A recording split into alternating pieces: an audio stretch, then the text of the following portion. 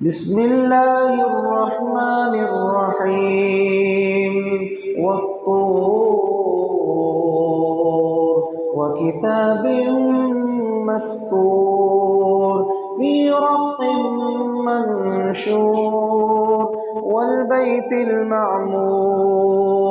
والسقف المرفوع والبحر المسجور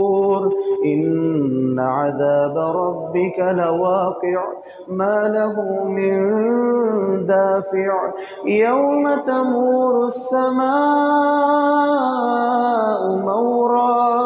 وتسير الجبال سيرا فويل يومئذ للمكذبين الذين هم في خوض يلعبون يوم يدعون إلى نار جهنم دعا هذه النار التي كنتم بها تكذبون أفسحر هذا أم أنتم لا تبصرون اصلوها فاصبروا أو لا تصبروا سواء عليكم إنما تجزون ما كنتم تعملون إن المتقين في جنات ونعيم فاكهين بما آتاهم ربهم ووقاهم ربهم عذاب الجحيم كلوا واشربوا هنيئا بما كنتم تعملون متكئين على سرر مصفوفة وزوجناهم بحور عين يدعون فيها متكئين على سرر مصفوفة وزوجناهم بحور عين والذين آمنوا واتبعتهم ذريتهم بإيمان ألحقنا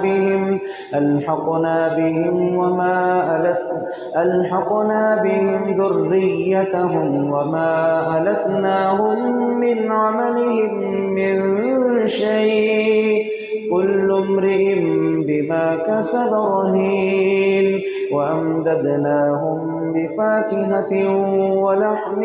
مما يشتهون يتنازعون فيها كأسا لا لغو فيها ولا تأثيم ويطوف عليهم غلمان لهم كأنهم لؤلؤ مكنون وأقبل بعضهم على بعض يتساءلون قالوا إنا كنا قبل في أهلنا مشفقين فمن الله علينا ووقانا عذاب السموم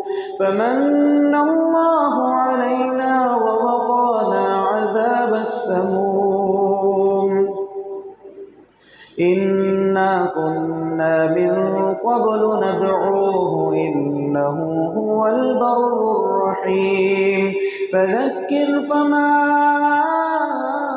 أنت بنعمة ربك بكاهن ولا مجنون أم يقولون شاعر نتربص به ريب المنون قل تربصوا فإني معكم من المتربصين أم تأمرهم أحلامهم بهذا أم هم قوم طاغون أم يقولون تقوله بل لا يؤمنون فليأتوا بحديث مثله إن كانوا صادقين أم خلقوا من غير شيء أم هم الخالقون أم خلقوا السماوات والأرض بل لا يوقنون أم عندهم خزائن